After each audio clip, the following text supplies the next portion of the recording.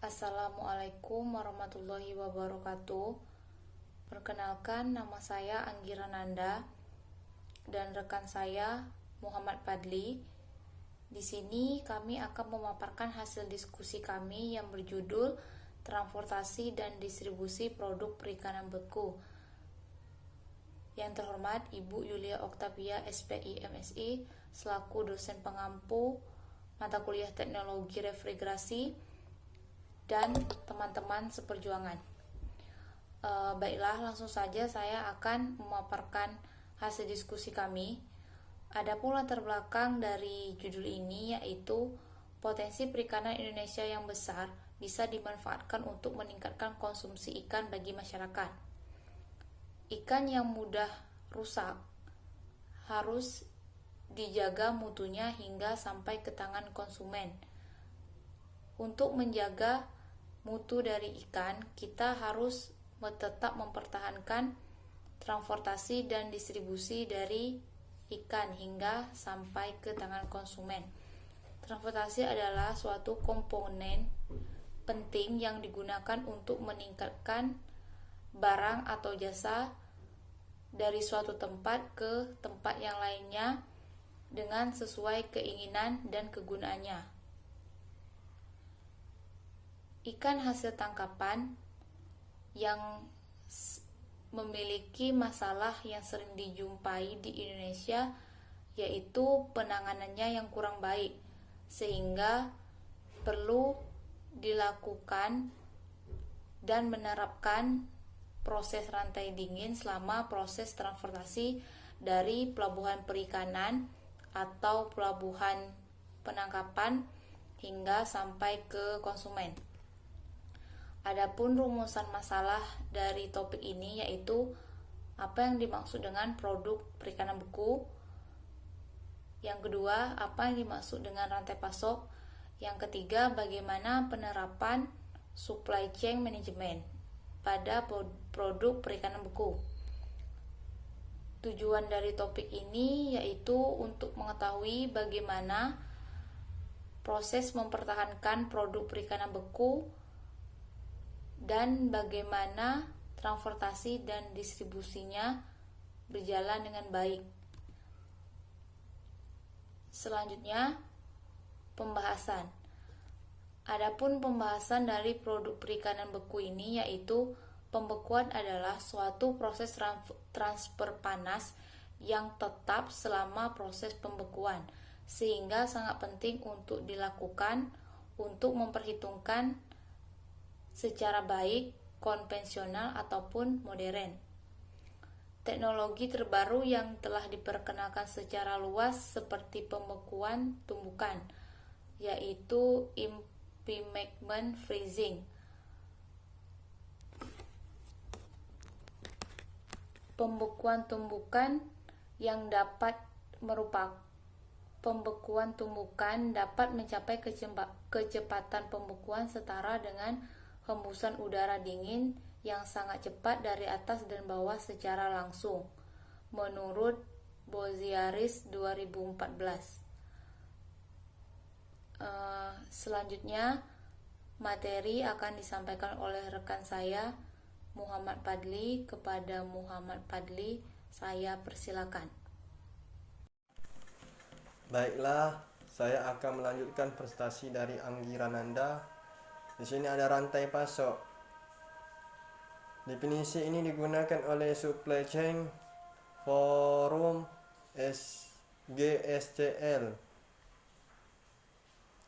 Rantai pasok ini merupakan rangkaian aliran jasa atau barang, informasi, dan proses yang digunakan untuk mengirim produk atau jasa dari lokasi sumber atau ke lokasi tujuan.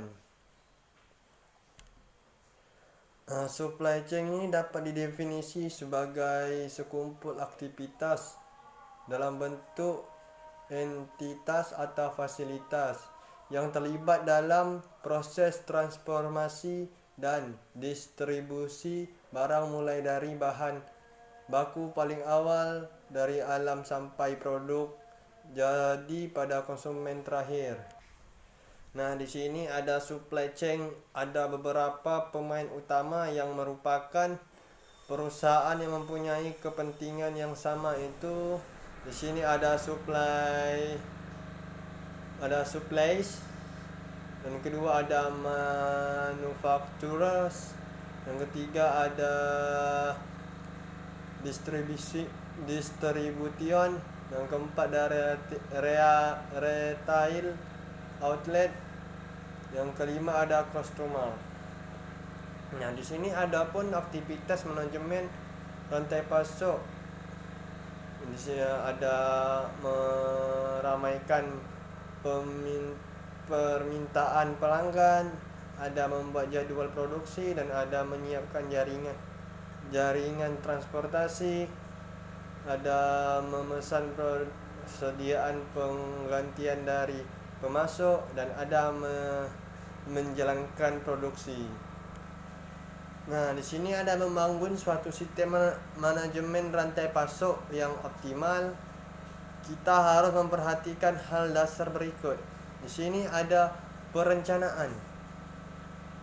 Perencanaan ini merupakan proses awal yang strategis yang harus dipikirkan mulai dari awal, bagaimana membuat tolak ukur untuk menentukan tingkat efisiensi harga, kualitas, dan nilai pada pelanggan. Yang kedua itu ada pemasukan. Pemasukan ini pilihlah pemasok yang paling baik dan tentukan tolak ukur untuk menjaga kualitas, komitmen penerimaan barang, pemeriksaan, pemindahan ke pabrik, dan pembayaran. Yang ketiga ada pembuatan. Nah, pembuatan ini merupakan langkah perbaiki. Tentu langkah yang harus yang kita perlukan untuk pembuatan, pemeriksaan, pemaketan, dan persiapkan pengiriman. Tentukan tolak ukur yang jelas tentang kualitas, tingkat aktivitas yang produksi. Di sini yang keempat itu